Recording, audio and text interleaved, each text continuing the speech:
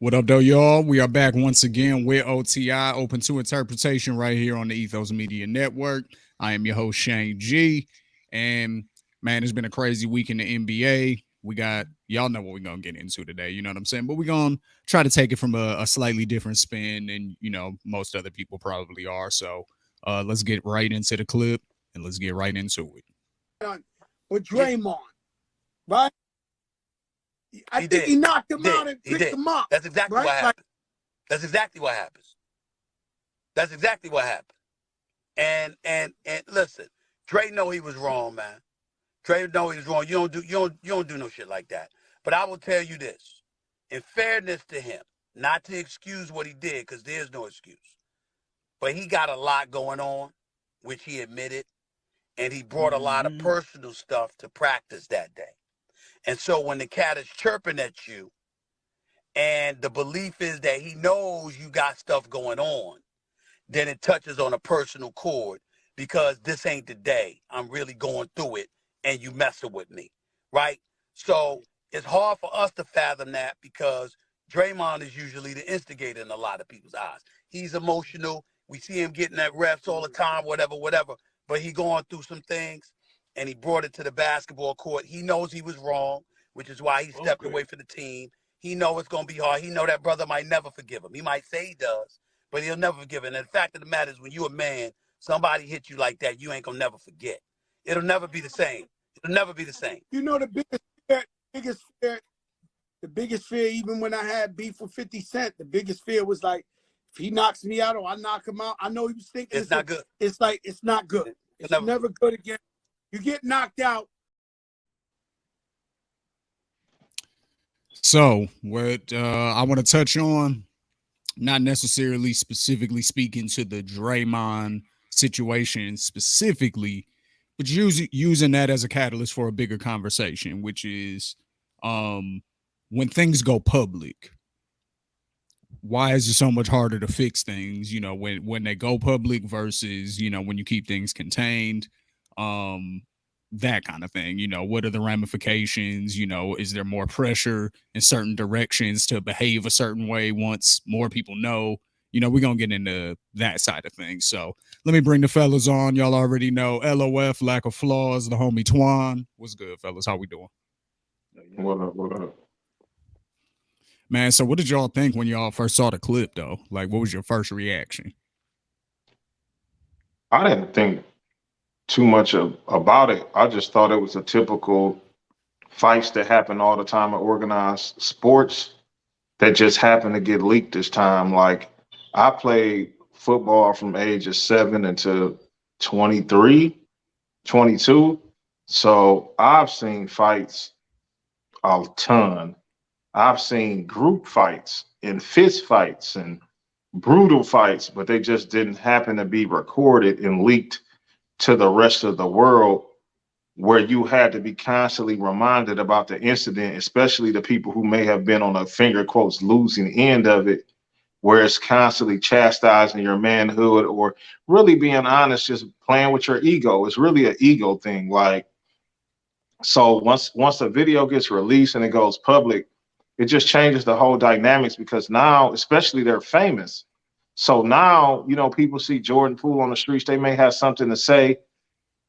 It just constantly plays with your ego, man. And it's unfortunate because at the end of the day, these still are professional athletes. Shit, Jordan Poole looks small on TV, but he's 6'5".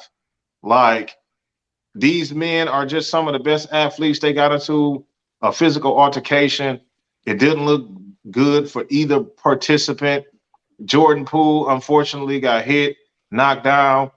But I just think too, we live in a society to where they make people feel like they're Superman. Like, the toughest guys I know have lost fights or got knocked down. I've got knocked down in plenty of fights, and I know I ain't hardly soft or anything. So it's just like that whole bravado that you have to be this super Mike Tyson shit. Mike Tyson got knocked out. Like, I don't get it. Like, people lose fights sometimes, but it's just like once it gets on camera and you're a professional athlete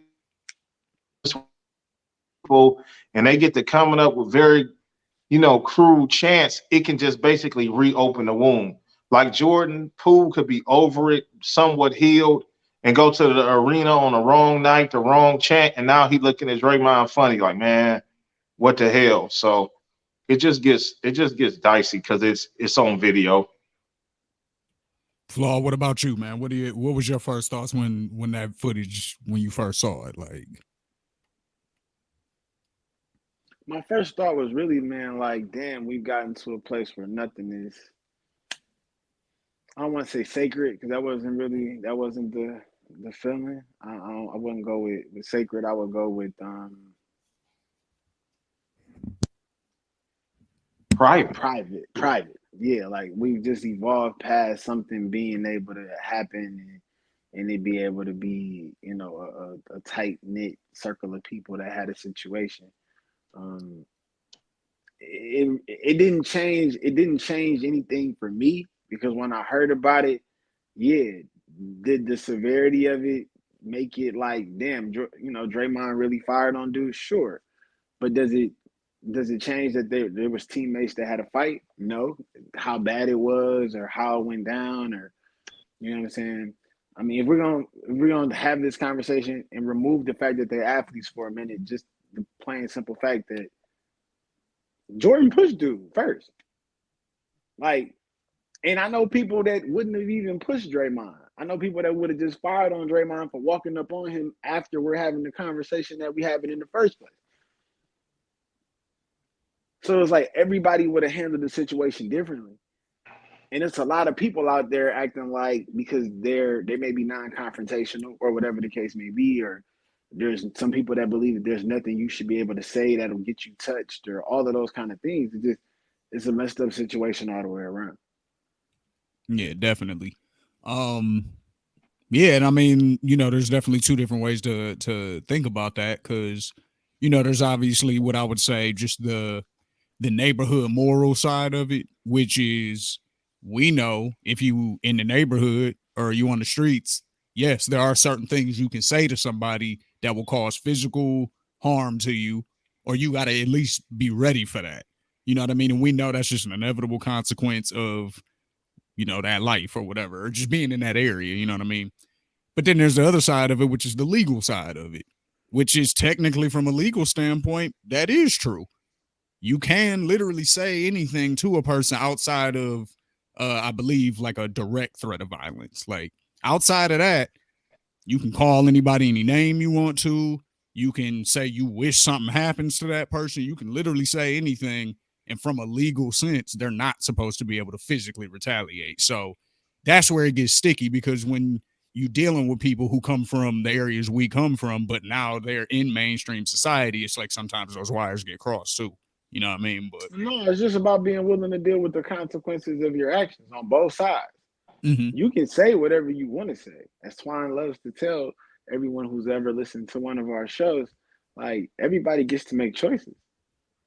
Like everybody gets to make choices. Nobody's telling you what you can and cannot do in that regard. No one's trying to put a muffle on you and tell you what you can and cannot say. Just understand this person may act outside of how you would have responded. This person may act differently than you would take it. Like you got to be willing. And guess what? You can say, "Oh, well, that's breaking the law." Well, they may be willing to go do community service for 120 hours for beating your ass. That may be worth it to them. Absolutely. That may be okay. I think one thing that's kind of overlooked is the whole brotherhood family situation. And I'm saying it from a different perspective. Like being on organized sports teams and how much you be around these people, it's like a family. Like anybody who got a little brother know how many times the big brother then beat up their little brother. Like people agitate you and like you be around people for so long that it becomes almost the inverse of what you think. It's kind of like, bro, like, all right, I done had enough of your shit today. I'm not saying that's what happened with Draymond and Jordan Poole, but I done literally seen blood brothers fight where one of them like, man, I'm sick of your shit today, bro. Like, we just got to get this. We got to get this off. You know what I mean? Like we got to get this off. And a lot of times, you know, that can resolve things from a perspective. I'm not saying that's what's going to happen with Golden State, but at the same time, nobody knows the history. Excuse me. Nobody knows the history between Jordan Poole and Draymond Green. Nobody knows if this has been a ongoing little agitative thing since Jordan Poole's been on the team. Nobody know. I've heard just from the clip that Draymond had a lot of personal things going on to where, you know, if we want to touch on another topic of, you know, maybe it should be so much pressure on athletes to go to work when they're dealing with mental issues. Maybe if he felt more like, hey man, I can take a mental day without being called soft or whatever, maybe we avoid this situation. So it's just a lot of different angles because when you're an athlete, everybody expects you to be a warrior physically and mentally. You know, the average human will want crutches for a sprained ankle. They want athletes to play full basketball games, full football games. Terrell Owens played a professional football game 2 weeks after he broke his ankle. Like the expectations that come with it be kind of crazy. And it's all based on the money they make, which is kind of odd to me because there's other professions that make millions of dollars as well. I don't see nobody telling Will Smith to continue filming his film if he break his ribs.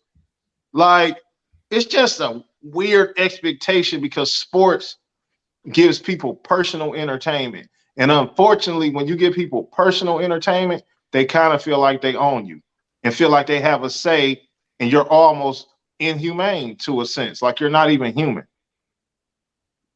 Yeah, I think that's true too. So like, let me give you just an example, because like you said, you know, not necessarily between me and my brother or whatever, but just between me and guys that I grew up with or whatever, right?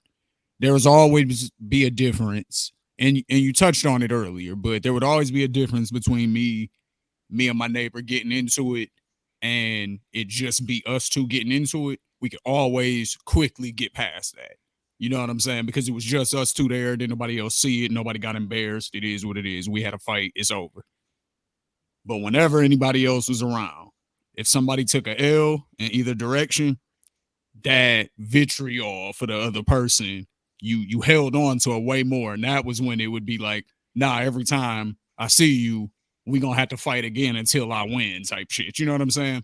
Why do you think when other people's eyes are involved, that makes it so much worse? Why do you think people aren't able to accept a ass whooping and be like, he got me that day? What do you Because, think? well, You know what I'm saying? Go ahead. no, I think that's so many. It's so much about the individual that you're dealing with.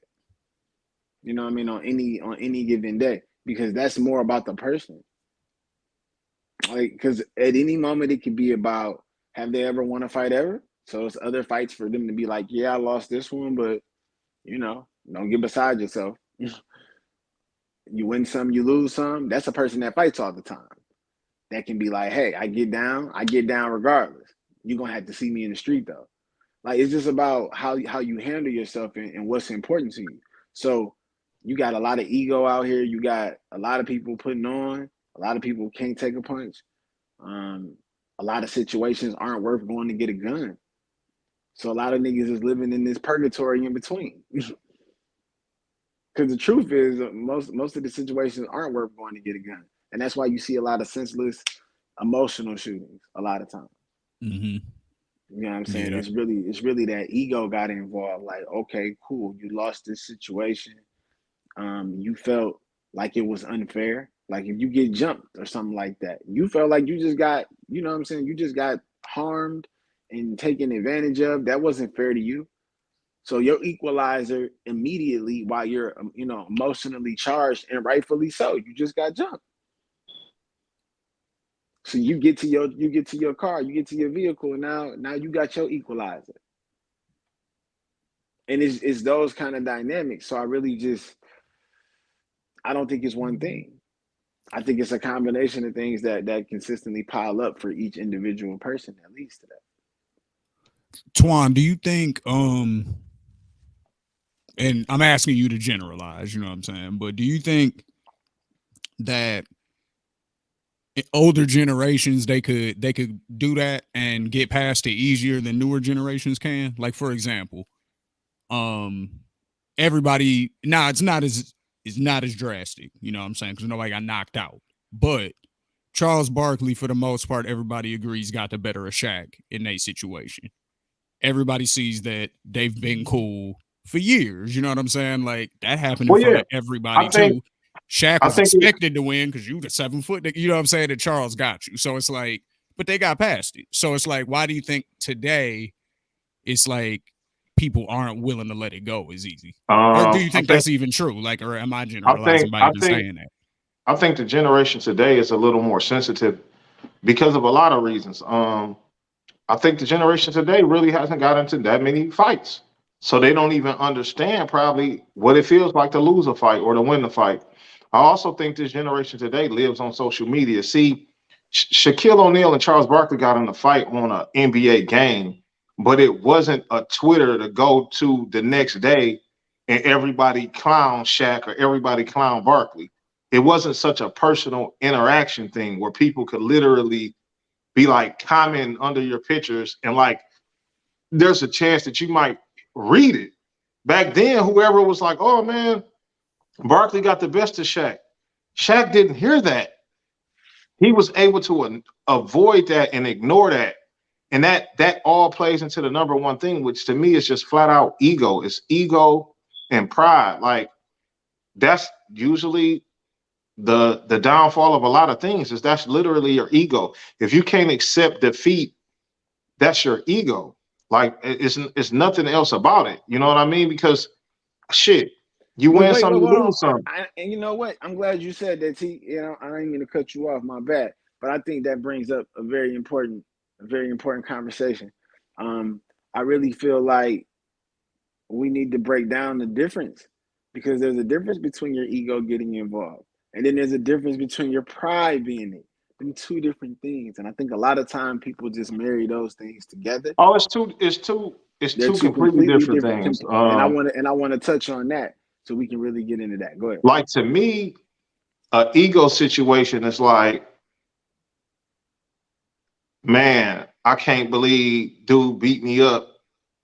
Man, I don't take no L's. Like, man, I don't take no L's from nobody. Like that's more of an ego thing. That's a bruised ego. A pride thing is more like, man, I've been getting my ass kicked my whole life. Like I gotta beat somebody's ass. Like I'm gonna keep fighting this dude until I win. That's more pride to where you're looking in the mirror like, what the fuck? Like I gotta dig myself out of this situation. I never looked at it like that personally because I literally have a personal story to where me and one of my cousins got into a physical fight at a basketball court. And that particular day, he got the better of me. And it was a dude like heckling me. And then we fought and I beat his ass. So it's like just understanding that you win some and you lose some. Like in that particular cousin, we've gotten to so many fights in our life and I've won a lot and I've lost some. But I just think this whole bravado of the new generation are like they put so much pressure on themselves to be super gangster and super tough. And I see all these dudes saying what they would have did, what you would have done besides maybe getting knocked out. Like you got to look at the whole situation. So you would have got up and shot Draymond and lost the opportunity at $100 million that Jordan Poole about to make. Like to me, it's people living in this fantasy land and not understanding that we all human, man. And if the baddest man on the planet and some of the baddest men on the planet, Mike Tyson, DeAndre Wilder, shit, it's only so many boxers who've never lost. Floyd Mayweather being one of them. Like, dog, when I look at that, that always humbled me. Like, if people who are trained fighters and could kill people with their bare hands take L's, how am I not going to accept that I can take an L? But it all because of that camera, man. And that camera changes everything in perspective. And I'll put it to you this way. Draymond Green, it's kind of weird how people made the perspective of like, oh, Draymond bullying little people. Jordan Poole is 6'5". Draymond Green is 6'6", man. He's literally an inch taller, maybe 15 pounds heavier. Let me ask you this, bro. Do you think it's just because you keep bringing up the camera, and I agree with you, but Do you think it's because it lives on forever in a sense? Like, Absolutely. because granted, the ESPN clip of Shaq and Charles might come out every now and then on ESPN on like a top 20th crazy moments list or something like that. But You make it's it. not a thing where you can continuously. You can't. But You back you then, make like you're now, you making can. But you you're know what I mean? making my exact point, which is like back then you could watch it whenever ESPN decided to air it because they own that content. Now anybody that want to download, repost, it literally just lives longer. And it's like, dang, that could just be irritating. I can understand it. Like, I'm not gonna act like I'm not human. Like, I think of some of the fights I took a L on. Like, if I had to look at them again, I might have wanted to make me want to square up again with my family or whoever. Like, bro, we got to get this in one more time. But that's just the narrative, man, because it's funny. And now I'm about to bring up one of Flaw's favorite people in the world. It's just funny to me how shit get flipped. Like Draymond Green is villainized, but yet Michael Jordan was so hungry and he wanted to win so bad, he punched little Steve Kerr in the face and knocked him out. Like, that's the point I'm making, because it was no film of whatever he really did to Steve Kerr. You get to Steve Kerr say had a black eye. That's the point I'm making. But it still was no film of it. But look how they hero. Michael Jordan's a hero because he knocked out. Now, let me ask you. That's why I asked you what I asked you earlier as far as the generational thing. Do you think that that's more accepted because of when it happened? Because it was like, well, that was just some 90s shit. Absolutely. You know what I'm saying? Well, that was some 90s think, shit, so we can forget that. But if he did it today, we wouldn't fuck with him. You know what I'm saying? Like, absolutely. But this is the point I'll be making. If you found out Kevin Durant was punching his teammates, that's gonna slant his image. You know what I'm saying? I guess it depends on who you're asking. I think what has happened is social media has allowed, and this is a true fact, social media has allowed non-specific people to comment on things they're not really into. Like, social media has allowed people who aren't even into sports and who may not even understand the dynamics of sports to comment on sporting things.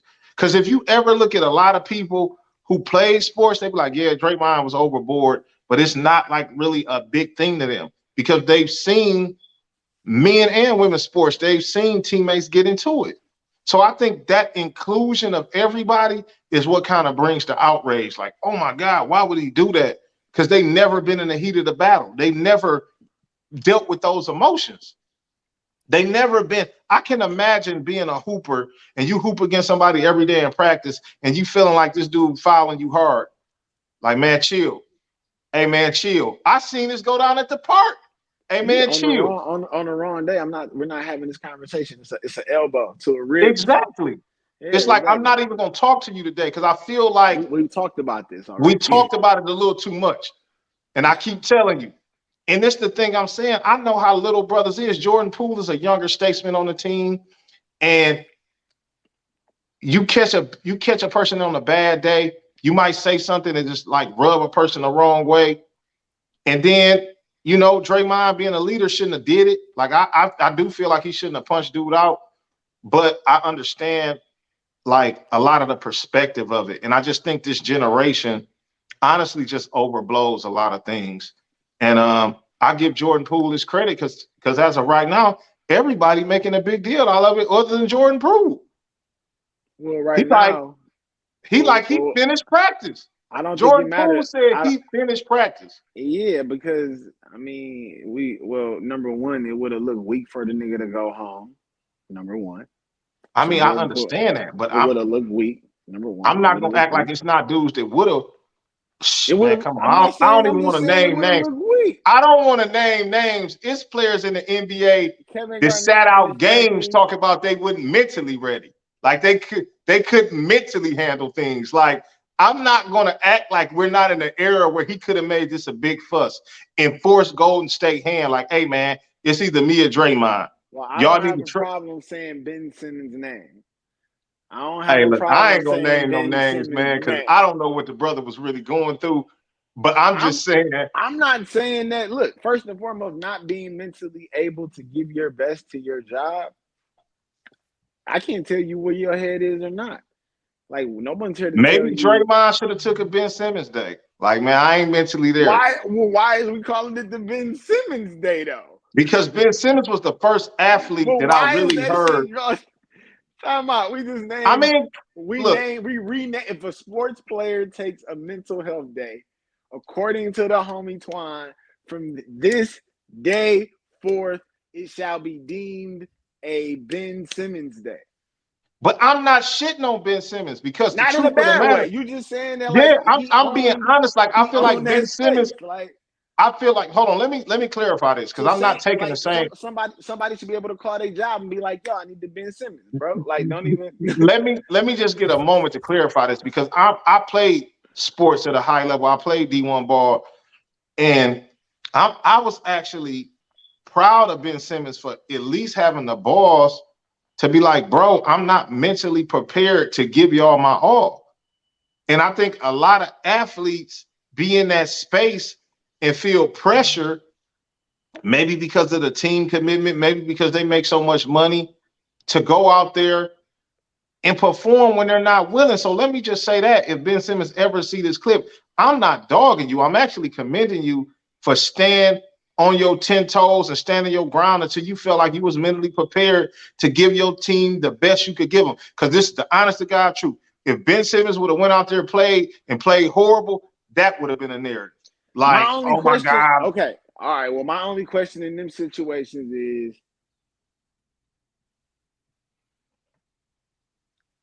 and it's sticky because I'm never mad at nobody getting their paper, so I'm never mad at nobody getting their money. My only question is, you got paid for them games. No, I Like thought they didn't pay him. they tried not to, but he sued them. They went there in court. Well, look, I ain't mad at the brother. I ain't mad at the brother for taking a sick day. Like every other It job wasn't a got sick, sick days. but how many? And man, as many as that nigga need, bro. I can commend Ben Simmons, but now he's healthy. Now he's ready to contribute. Because what I'm saying is, it's always a pressure situation. Let's be honest. If the Nets was coasting, nobody would be telling Ben Simmons to come back. They wouldn't even be caring. But it's like, damn, do I put myself in a situation to become the scapegoat? Like, oh, we depending on you to get us over the hump. Go out there and guard Jaylen Brown and Jason Tatum. Man, I ain't played in 6 months. What you think I'm about to go out there and do? No, Like, but I just think that they just should have handled it differently. He just should have been shut down from the jump. It was the whole back and forth, back and well, how forth. about this? Let's keep it real then. Look, man, the NBA is a players' league, and them players get to make those decisions rightfully. Like, dog, the owners, that's their problem. If they got a problem with it, they need to put something in the collective bargaining agreement. It's on the Like, way. I'm pretty sure. like, I can't get mad at the dude for exercising his rights. Like, that's I'm his not mad at rights. no, bro. I'm not mad at nobody. I asked the question. I'm Because not he here to could have, judge hey, nobody let's for keep it doing real. nothing. He could have played a lot of games like I know a lot of athletes did. Get out there half-ass and act like he came on with another injury. Oh, my back fucked up. Oh, I went for a rebound. I'm done. No, Like he could have did that. I respected him for telling the truth if that's what it was. Nobody can fact check you being right in the head. Flat out. And I agree. So I'm just saying Not that from an athletic standpoint. Not from a are you fit enough to get out here and play ball? Mm-hmm. And once again, the only question there becomes, if I told you as a person who played one of the most violent sports on earth at a high level, if I told you that a player next to you in the trenches no longer has the stomach for football, they tell that nigga to leave immediately. Absolutely. They tell that dude that this sport is way too dangerous for you to be out here unsure. That's a fact. You could end your career, end somebody else's career. You have to be committed. And that's kind of all I'm saying. It's like people don't look at basketball the same because it's not a collision sport. And I get that, but at the same time, all I'm it's saying like, is when they tell people who are unsure about their ability, about where they are with their commitment or whatever, to really step to the side. So in the case of Ben Simmons, I don't think anybody had an issue with. I don't believe anybody had an issue with him saying he wasn't mentally ready to play. I believe people Yeah, had an issue with the I think bad. the issue literally was more with the fans. I didn't really hear a player say anything or any gripes come out because let's be real, players are really savvy nowadays. Like if one of those leaders had a real issue, they know how to get shit to PR and come up with these false stories and it's rumors that the locker room wondering if he really ain't healthy. That was really fans and maybe ownership because they want to win. And I understand and they're paying them a lot of money, but at the same of the day, you know, you got to give that man the time to feel like he's 100% ready to come out and play. It's a new season and he's back. So with that, like I was saying, I think at the end of the day, this shit is like havoc to these pro athletes. Once Draymond and Poole get to hooping and the attention is off the fight and they actually get to having energy towards other players, I think they're gonna be okay, man. I definitely think they're gonna got a really good chances to repeat, man. They loaded. Hey, Flaw, let me ask you something, man. Something Stephen A said that, you know, we actually touched on a little bit off camera. That, you know, I just want to get your thoughts on is when he was like, Jordan Poole might say he forgives him, but he's never really gonna forgive him because when another man hits you like that, it can never be good again. What's your thoughts on that statement? I don't agree with that statement. Me neither. I don't agree with that statement at all. Like that's a false statement. The truth of the matter is, usually a person hitting you like that is either is on one side or the other. Either it's a complete stranger, and you don't have that type of camaraderie to be able to let that slide, or it's a person that's really, really, really close to you. And time and history, and we don't know if them dudes sat in the locker room and Draymond took one in the chin. Like we don't know. Like that's the stuff that bros do when stuff gets out of hand and somebody can acknowledge that they was wrong. You might have to stand there and eat one. We don't know if Jordan gave him one in the mouth and Jordan and Draymond had to sit there and eat it. We don't know. We don't know we don't know if the Warriors took $1 million and gave it all to Jordan Poole. We don't know. We don't know if Draymond got to carry and do Jordan Poole laundry this year. We don't know if Draymond gets treated like a rookie in the locker room this year. We don't know. It's just very easy to sit up here and say. So there are some things that can be done to break down that tension. And I got another angle. I got a completely another angle. And I hate to always be this guy, but it makes me wonder. Don't quit lying. No, I do, but it makes me wonder, like, if Tom Brady punches Gronk in the face, do they have that same narrative that two white men can't forgive each other? If the video came out. If it was the exact same scenario and it's two. Here's a better example. The only point I'm bringing is the race. Like if it's two white men, do they go with the narrative of they can't forgive each other? Like, I don't kind of like. I think a lot of that shit is about what we saw. I'm asking y'all. Wait. I also think it's about what people expect from people of color. That's the point I'm making. That's literally the point I'm making. I think that those two things definitely go together right there. And it's the part that's crazy to me then. Because that's literally the point I was making. It's like, how does this narrative that black people don't forgive, but a lot of us don't even bring up what America has done to us and don't, it's kind of a weird thing how they put you in a lot of different trick bags. Because I personally feel like it is and it's not. Because I kind of know where you're going. We are some of the most forgiving people in the world. But we don't forgive each other as easy. But we'll also kill you for stepping on our shoes at a party. Right. We don't forgive each other the same way we forgive everybody else. Also kill you at the liquor store. I'm looking at the totality of things. I'm not going to say that there's not a faction of the black community that can be outrageous. There clearly is some people who have no forgiveness and are over. I'm not even going to say it's forgiveness. I think those people are just overly emotional. There are definitely talking about those people necessarily. I think as a whole, black people are way more forgiving of everybody else than we are of each other. I'm agreeing with you, Shane, as I a don't even think it's whole. the outside thing, though, necessarily. I think it's amongst us. You get what I'm saying? Like, I don't necessarily know if that's a white people putting that on us thing versus us looking at each other. Okay, this is the point I'm making. I've got punched in the face and forgiven somebody. Right. I've punched people in the face and been forgiven. Right. I'm pretty sure it may be the same with both of you brothers. So Correct. I don't even be getting where this narrative is coming from. Like that to me is just more ego and machismo. No, like, this is what it is. This is what it is. Like, let's be real. Let's cut the shit.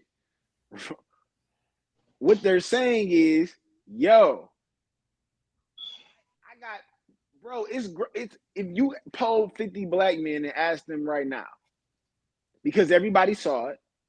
Swap yourself for Jordan Poole. Can you forgive him? And everybody know and see you out to dinner with dude, or maybe y'all don't go to dinner or whatever, but y'all don't have a problem. And what Twine said is really what it boils down to. It does boil down to more of random cities. It's not being in Golden State. It's being on the road. And it's not even about the fans that everybody think it's about. To me, it's about the players. You got a young, hungry Memphis Grizzlies that don't give a fuck about y'all at all. They're the ones that's going to be talking crazy to Jordan. It's going to be the people. It's going to be the players.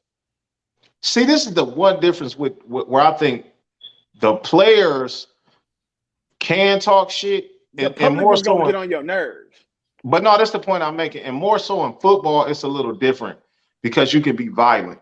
So it's like a person can talk crazy in football and you can literally put him on his ass, like, and keep continuously put him on his ass. And after a while, he looks foolish to keep talking shit and you're physically dominating him. There isn't as much physical dominance in basketball. Like, yeah, you can fry a dude and like score 40 on him or shut him down, but it still might not be the same physical dominance. So he can still keep chirping. But at the end of the day, when there's somebody else, you can still press it however you want to play it. And it's like, I get it. It's going to take probably a lot of restraint and patience for Jordan Poole to like blow it all off. Draymond got to take that charge, bro. Draymond has to go pick up some technical fouls. Anybody who say anything sideways to Jordan all year, that is Draymond's technical and Draymond's fine to pick up, flat out. I agree with that. And Draymond got to set the tone on that shit early.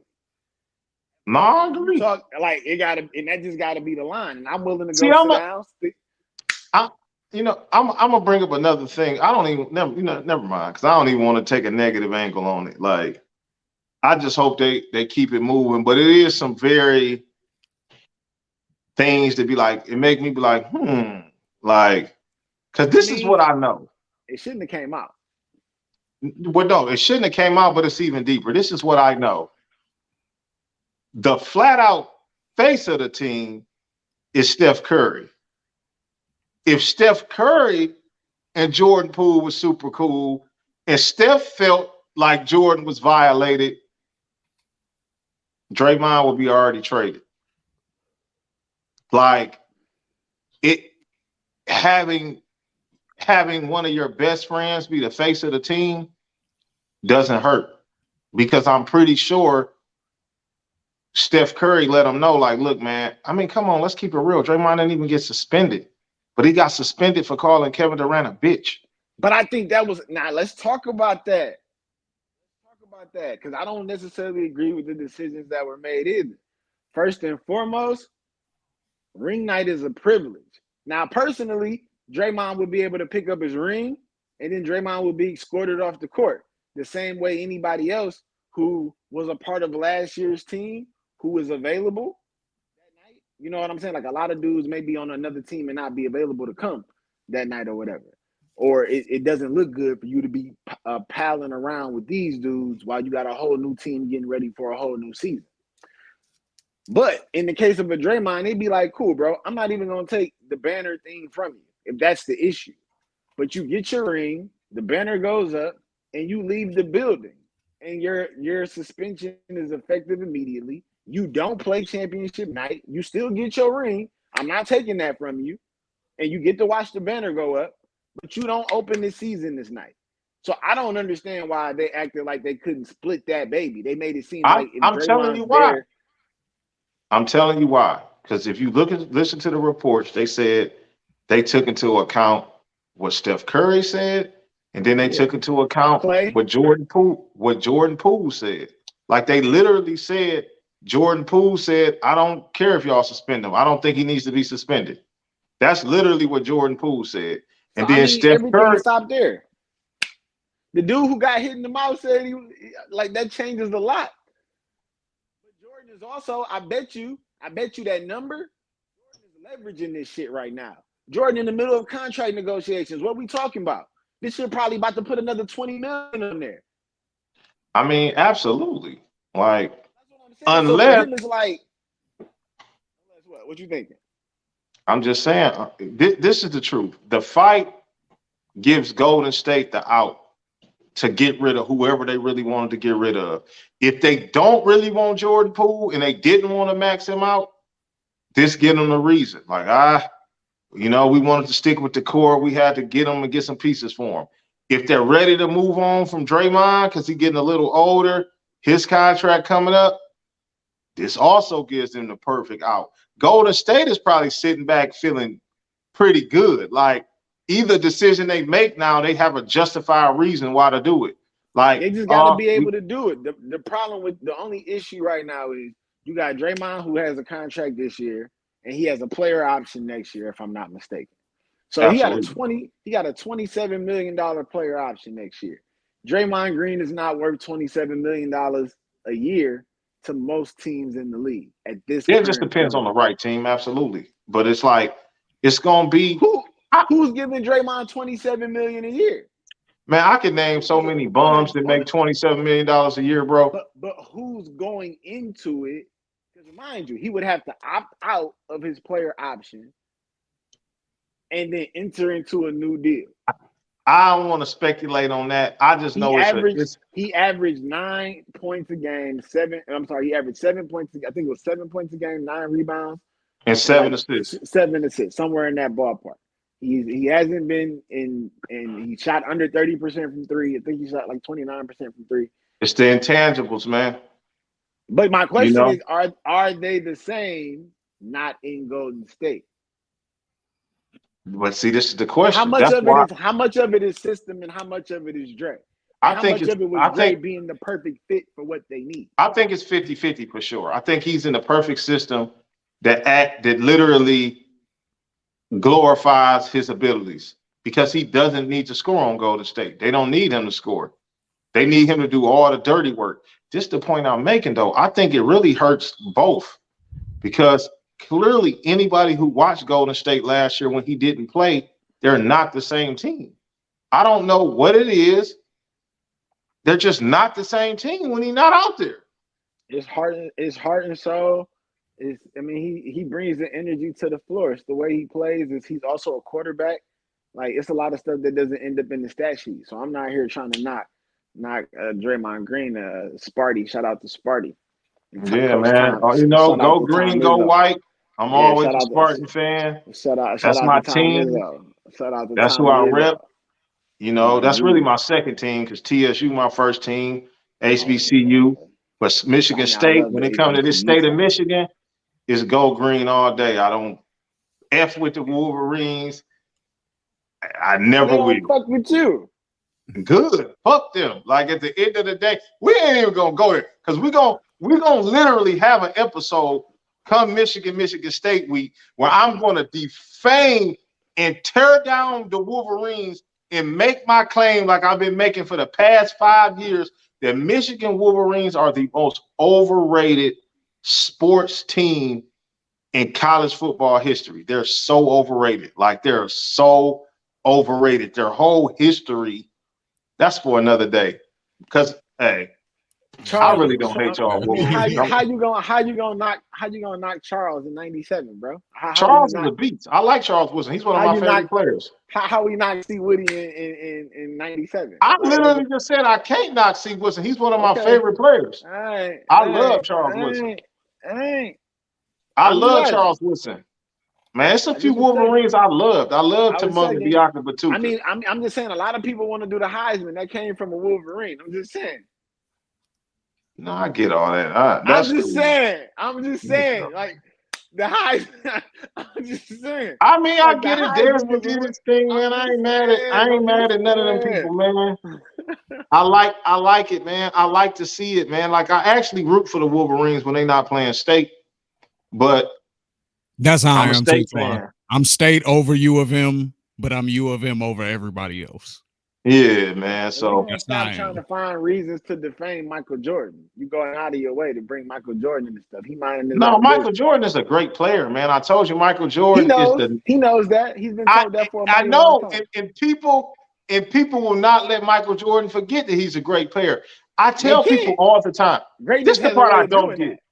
Am I saying something blasphemous, Shane? Because I gotta always argue with you about it. That's why I know how many. Let me do the quick math, Shane.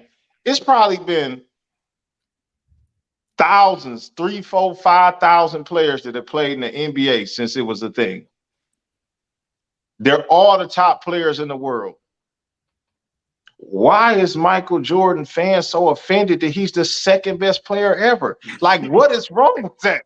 Like, I don't understand it, dog. Like, I literally don't understand it. Like, I don't understand how you want to player to ever play. If I explain why, it's gonna cause a whole nother podcast to start. So I'm gonna leave that alone. You know what I'm saying?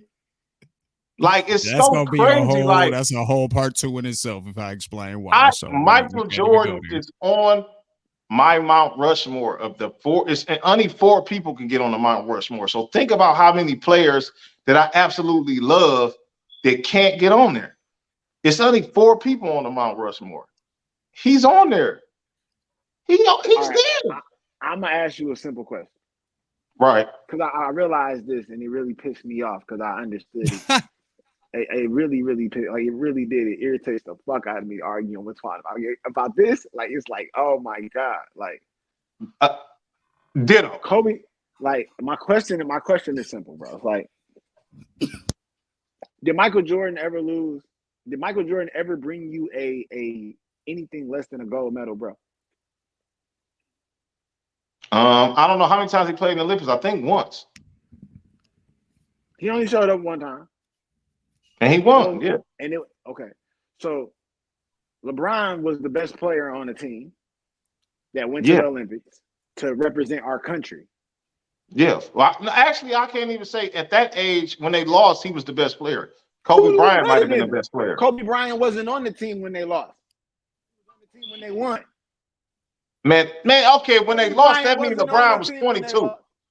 So you want me to tell me he was the best player? He was the best player on the court. Well, I'm gonna say it to you like this. Wait, you might be helping me out. Do you think Dwayne Wade what was that? That would have been 2000. I have to look at the team. I have to look and see who was on the team. But you're kind of making my point. Carmelo Anthony. Uh-huh. I don't think Carlos Boozer was on that team. I don't know, but this is the point I'm making. Jason Kidd. You're making my point. If LeBron James is how old right now, Shane? Shit. If I'm 30, 38, almost 40, yeah. If Flaw is telling us that he was the best player at 22 years old, was he not? Who the fuck can be the best player at a professional level for 17 years? No, he was the best player on that team. Let me tell you something. This is the part I don't get, right? Didn't you just tell me Kobe Bryant was on that team and he was better? Wait. No, if Kobe, we might in have my to roll personal, back the tape on that was one. no. I said that was your opinion. In my opinion, when LeBron was 22, this is all I'm saying. In my opinion, when LeBron was 22, I thought Kobe was a better player at that time. His 4th year in the league. On the record for that. So was D Wade better than LeBron at that point as well? Never. D-Wade was never better than LeBron. He'll tell you that. D-Wade will tell you that. Fuck you mean? Like now, LeBron, he'll say that I don't now. look, I get it, bro. Jordan went 6-0. That first heat. Well, LeBron's first championship. LeBron was the best player by far. It wasn't even close. Listen here, man. We ain't gonna never agree on this. I get the points. We're not even talking about Michael Jordan right now. I haven't even brought up the GOAT. Michael Jordan was 6-0 in the finals. I get it. That's true. Wilt Chamberlain won 11. I'm just trying to figure out how it became okay. I'm gonna tell you why LeBron is better. Off, I'm about to tell you why he's better. This is my honest opinion. Accolades is cool. LeBron gonna have stats like crazy. Jordan, as of right now, got 2 more rings. Cool. This is where it comes down to why I think LeBron's better. In a one-on-one game, I think he will bust Jordan ass because he's bigger, stronger, faster. He's just better. I don't think they allow the type of drugs that you on right now to make that statement to the public, because there's no way in hell that LeBron James, you can pick a year in which you believe LeBron James would have been able to do anything with Michael Jordan. Pick a year and a body type. What are you talking about? One-on-one? One-on-one. One-on-one with the great one. In the I'm gonna end the show like this. And I'm through talking to him because he's ridiculous. Shane, did you watch the 30 for 30 Michael Jordan? Yeah. You did, right? Yeah. When the Bulls played the Lakers, right? Mm-hmm. What happened the first 2 games? What happened the first 2 games when they played? When the Lakers won? No, I'm asking Shane. I don't want to hear. What happened the first 2 games? They lost, right? But why did they lose? Who was Michael Jordan guarding? If you Lakers? saw he was guarding Magic Johnson. Okay, let me explain, Shane. Let me refresh your memory. Thank you. The first 2 games of the series, Magic Johnson was busting his ass to the point they had to put Scottie Pippen on him, and that changed the series. Magic Johnson is a bigger, slower LeBron James. It was also a younger and not as beefed up Michael Jordan. I said, let's pick. Listen here, man. I'm done talking. He couldn't guard Magic Johnson, man. We're talking about Michael Jordan's first championship. I don't give a shit. This was crazy. Cool. Last time I checked. That's cool. Hold on. Shane, this is the excuses they make for Michael Jordan. I could have swear Michael Jordan first championship, he was 28. Like, who the fuck ain't got that grown man weight by 28? Stop making excuses, man. The nigga was there at 30 years old. The nigga was 30 years old. What does that have? One, you just said he was 28. 28 isn't 30, especially. I'm just saying he was close to 30. At the end of the day, you got 6'9", 270 versus 6'6", 215. Great. The nigga just learned how to shoot 2 days ago. Michael Jordan was a terrible shooter until about his 9th year in the league, bro. And shooting is usually something that you improve as you get later into your career. LeBron is improving. What are you saying? Didn't I just say that he was improving? So that's the point I'm making. So you're gonna have 2 athletes basically driving on each other. Well, one guy's bigger, one guy's stronger, one guy's heavier. One guy I don't even like doing this because the truth of the matter is we'll never know. They played at 2 different eras. Michael Jordan played. Well, here I have a version of Michael Jordan that went against. I have a step down version of Michael Jordan that went against LeBron, and he couldn't do nothing with him. So I know he couldn't do nothing with Kobe. He couldn't do nothing. I don't know what version that was. He couldn't do nothing with Kobe. Man, first of all, let me go here, and I hate to do this. I got footage. We got footage. No, I'm about to get off here because I hate to do this, and I've said this plenty of times. It's going to be weird what I'm about to say. because I separate GOATs, but I don't look at it just at like who's better at basketball. Because if you want my honest opinion, Kobe Bryant was a better basketball player than Michael Jordan. Michael Jordan, you were about to say that? Yes. He was better at basketball than Michael Jordan. He studied Michael Jordan and was better than Michael Jordan in basketball. Now, I still would pick Michael Jordan because I feel Michael Jordan, it's a nostalgic thing, even for me not being a big Jordan fan.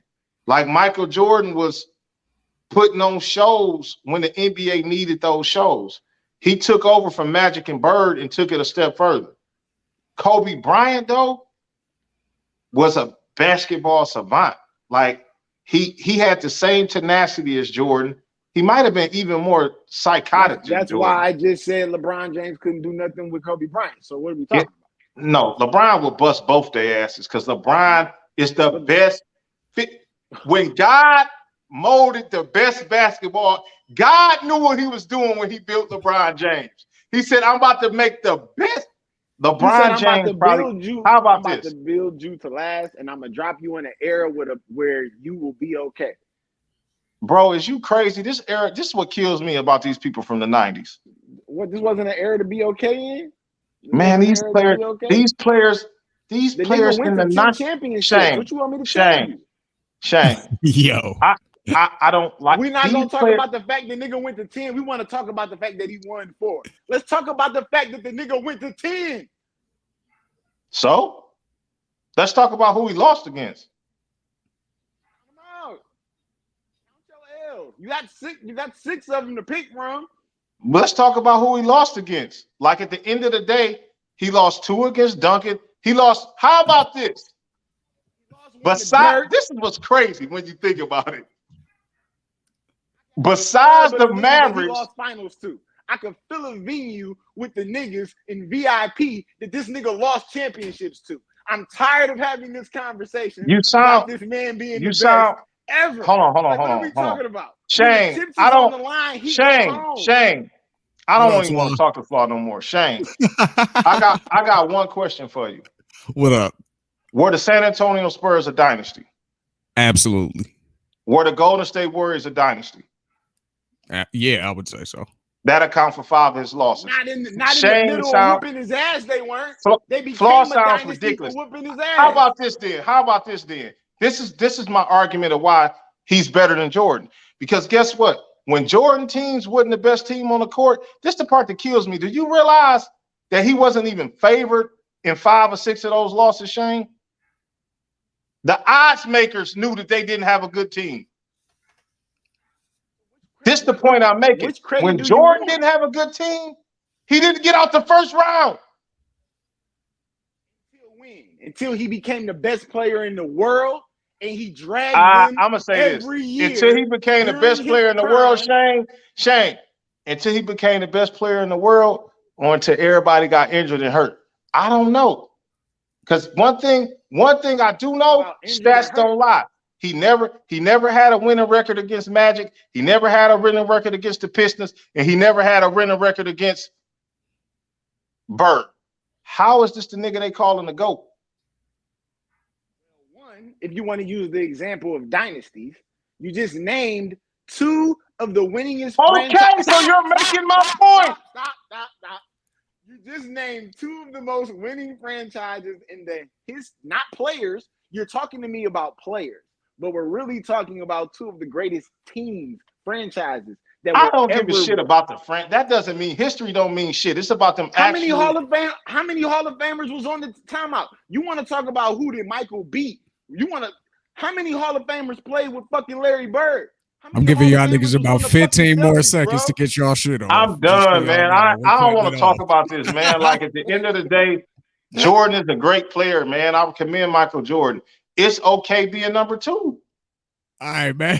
we getting up out of here. I get you. LeBron we getting up out of here. We are getting out of here. All right, y'all. We appreciate y'all for watching OTI, Open to Interpretation, right here on the Ethos Media Network. Make sure that you watch us, you know what I'm saying, you leave some comments and talk about, you know, the main issue that we was talking about. You know, how do we get past this as men, you know what I'm saying, when different situations happen like that? Let us know in the comments. Make sure you like, share, subscribe right here on the Ethos Media Network. Peace.